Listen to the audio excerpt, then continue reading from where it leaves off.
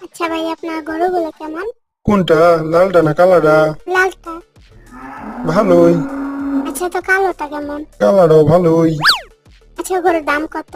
কোনটা, লালটা নাকি কালাটা? লালটা। 1 লাখ। আর কালোটার দাম কত?